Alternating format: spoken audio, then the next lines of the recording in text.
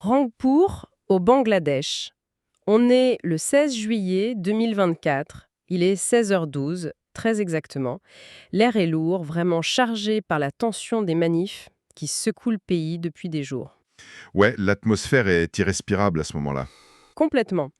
Et au milieu de la rue, il y a un étudiant qui s'avance. Il s'appelle Abou Sayed, il a 25 ans, il étudie la littérature anglaise à l'université. Face à lui, il y a une ligne de policiers anti-émeutes, armés jusqu'aux dents. Et lui, il a absolument rien sur lui. Rien du tout, ouais.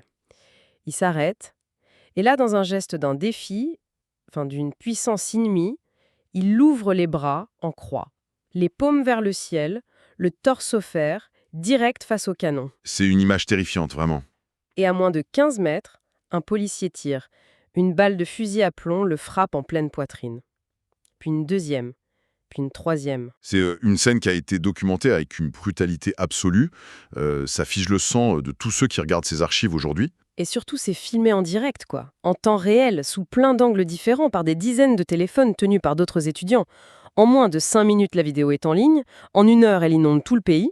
Ouais, et en 24 heures, le monde entier a vu le visage d'Abou Sayed s'effondrer. C'est ça. Et historiquement, face à un tel niveau de violence d'État, la terreur prend le dessus en général. Le mouvement aurait dû être écrasé par la peur. Mais c'est pas du tout ce qui s'est passé. Au contraire, cette mort, c'est devenu l'accélérateur absolu d'une révolution qu'on pensait impossible. Complètement.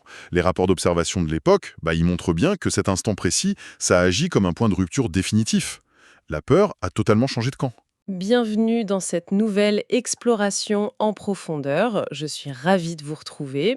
Notre mission aujourd'hui, à partir des documents qu'on a rassemblés pour cette analyse, on a une enquête massive de Block News d'avril 2026, croisée avec des rapports de l'ONU, les données de l'OINI et d'Amnesty International.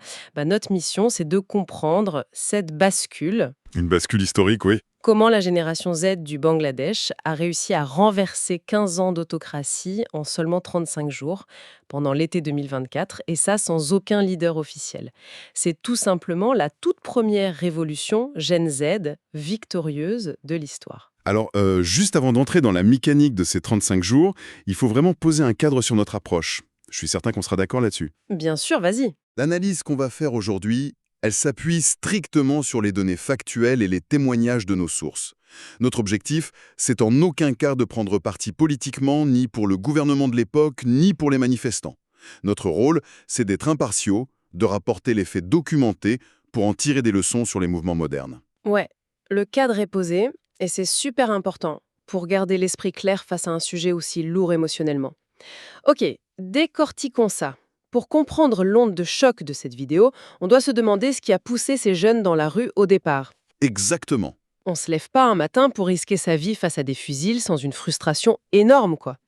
On parle souvent de cette vidéo comme d'une étincelle, mais c'est presque trompeur. C'était en fait une mèche très lente qui brûlait depuis des années. Pour bien lire le dossier de Block News, faut regarder le vrai visage du Bangladesh de 2024. Loin de l'image du champion du textile, tu veux dire, hein. Voilà. En interne, c'était totalement verrouillé. Sheikh Hasina, qui avait 76 ans, elle gouvernait sans interruption depuis 2009. Et les sources expliquent que les 3 dernières élections avaient été boycottées par une opposition qui se faisait systématiquement arrêter. Genre, la figure de l'opposition, Khaleda Zia, elle était en prison depuis 2018, c'est ça? C'est ça. Et le contrôle, il n'était pas que dans les urnes, il était aussi numérique. Le fameux Digital Security Act de 2018, dont parlent tous les rapports des droits humains. Ah ouais, la loi qui permettait d'emprisonner quelqu'un juste pour un post Facebook? Non. Ouais, carrément. Un simple commentaire jugé critique envers le pouvoir et hop, en prison. C'était un climat de surveillance permanent. Et en parallèle, malgré une bonne croissance économique sur le papier, le chômage des jeunes diplômés explosait. Les universités sortaient des milliers de talents qui avaient zéro perspective. Ce qui explique pourquoi cette histoire de quota a littéralement mis le feu aux poudres. Le 5 juin 2024, la justice rétablit une règle hallucinante. 30% des postes de fonctionnaires sont réservés aux descendants des vétérans de la guerre de 71. Et les chiffres de Block News rendent le truc vertigineux. Ces descendants, ils représentent moins de 0,5% de la population totale. Attends, 0,5% de la population qui rafle 30% des emplois de l'État? Ouais, c'est complètement disproportionné. Mais c'est comme si, je sais pas, on décidait de réserver le tiers des emplois publics aux seuls arrière-petits-enfants des soldats de la Seconde Guerre mondiale, tout en disant aux jeunes d'aujourd'hui que leurs diplômes valent rien.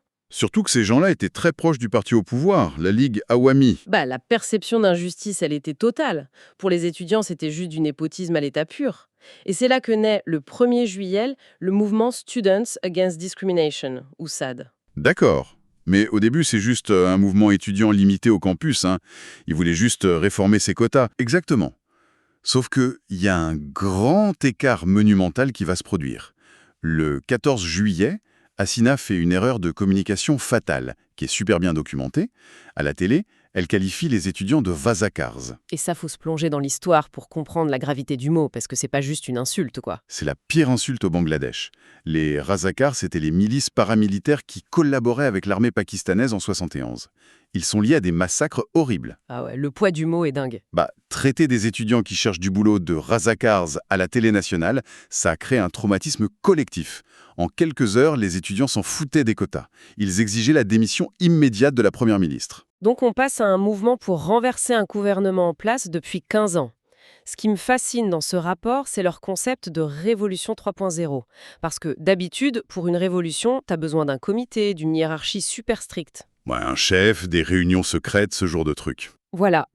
Mais là, l'enquête décrit un truc radicalement nouveau. Une coordination totalement horizontale. En fait, c'était structuré comme un logiciel open source. Facebook servait de place publique pour la mobilisation générale.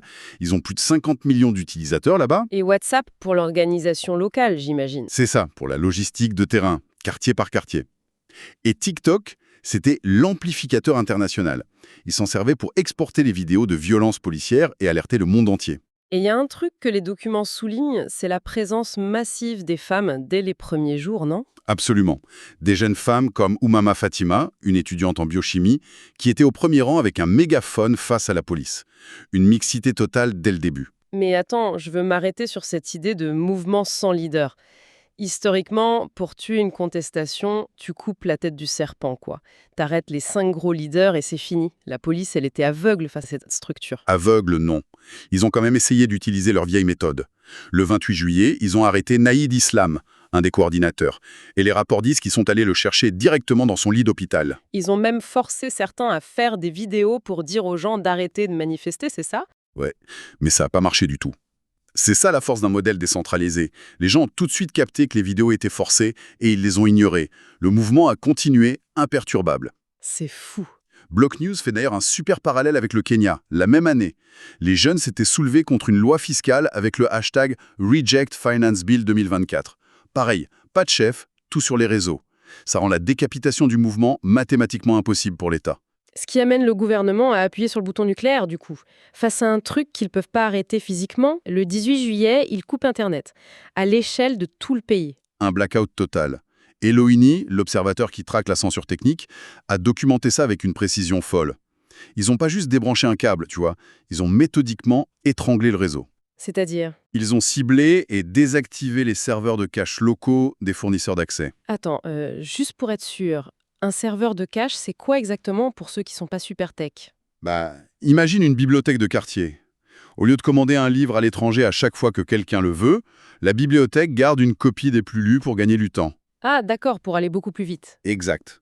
En coupant ces serveurs de cache, le gouvernement a forcé tous les téléphones à aller chercher les données super loin, à l'international. Résultat, le réseau a saturé et explosé. Puis, ils ont bloqué Facebook, WhatsApp et même les VPN, comme Proton ou NordVPN. 15 jours dans le noir numérique. Mais c'est là que ça devient vraiment intéressant, parce qu'on pourrait se dire que sans Internet, le mouvement allait mourir. Mais en fait, le blackout a eu l'effet inverse.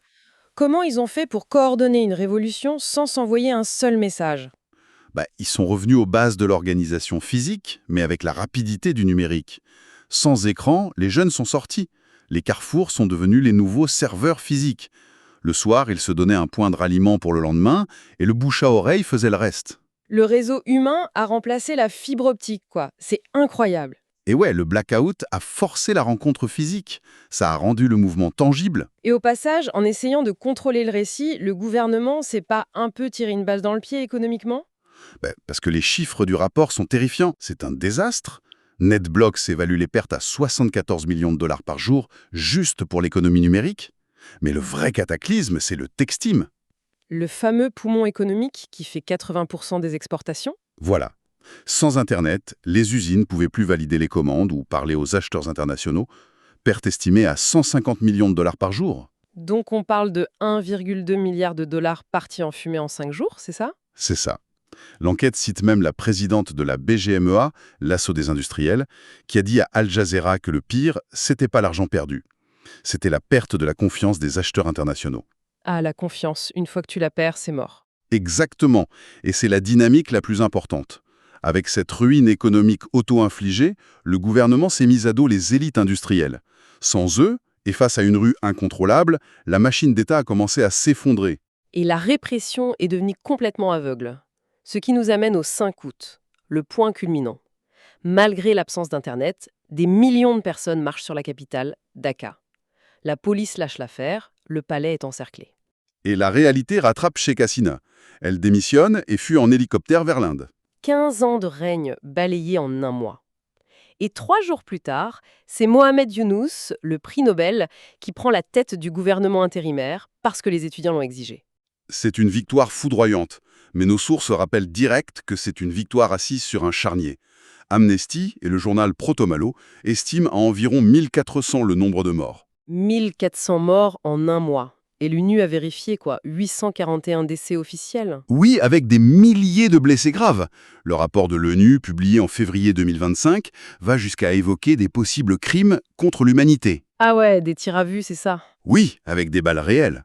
Surtout pendant la journée tragique du 19 juillet. 75 morts en quelques heures. Et le détail le plus glaçant de ces rapports, c'est l'âge. 75% des victimes étaient des enfants, des ados ou des moins de 30 ans. Une vraie saignée de la jeunesse. Et ce sacrifice, ça nous amène à la réalité un an plus tard, en août 2025. Parce qu'une fois l'euphorie passée, la transition, c'est la douche froide pour le Bangladesh 2.0. Ouais, les documents décrivent un enlisement total. Renverser est plus facile que construire. Le parti des étudiants, le National Citizen Party, a énormément de mal à se structurer. L'élan de la rue, ça se traduit pas direct en compétences pour gouverner. C'est l'analogie classique. Leur méthode d'essaim décentralisée, c'était la boule de démolition parfaite pour casser un vieux bâtiment corrompu. Mais tu construis pas des fondations en t'envoyant des WhatsApp, quoi. Exactement. Il manque des cadres, de l'expérience, un réseau électoral. Et la nature a horreur du vide politique. Du coup, qui a pris la place? Bah, la vieille garde. Le BNP, le parti d'opposition historique, et des factions islamistes ont récupéré l'énergie de la rue. Ils marginalisent les jeunes qui ont initié la révolution. Et Hasina est toujours en Inde, sans avoir été jugé. Chandra Barman, qui m'a scotché. Il a été défiguré par les plombs de la police. Et quand le journaliste lui demande si tout ça valait le coup vu le chaos politique de 2025, il dit qu'il est fier. Ouais, fier d'avoir fait tomber un régime basé sur l'humiliation. C'est ça. Pour lui et les autres, avoir prouvé que l'impossible était faisable, ça justifiait tout ce qu'ils ont perdu. Ça ancre l'analyse dans le réel. En résumé, cette révolution a ringardisé le vieux modèle des soulèvements hiérarchiques.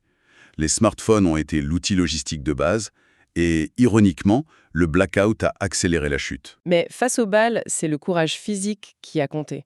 Et pour ceux qui écoutent cette analyse aujourd'hui, c'est dingue de se dire que nos téléphones, ces petits objets de divertissement, sont devenus l'infrastructure de la résistance mondiale. Si on les éteint, c'est l'économie entière qui s'effondre. C'est une vulnérabilité massive pour n'importe quel État. Complètement. Et ça soulève une dernière réflexion. Si les réseaux sociaux, avec leurs algorithmes basés sur l'émotion et l'indignation, sont parfaits pour exploser un régime autoritaire, est-ce que ces mêmes outils sont pas, par nature, incapables de gérer la nuance, la lenteur et les compromis chiants qu'il faut pour gouverner une nation le jour d'après? C'est la grande question, ouais. On gagne la guerre avec l'urgence d'Internet, mais on perd la paix politique à cause de cette même urgence. Et au final, quand on repensera à cet été 2024, l'image qui restera, c'est pas un hashtag. C'est Abou Sayed, 25 ans, debout, seul, ouvrant les bras face au fusil.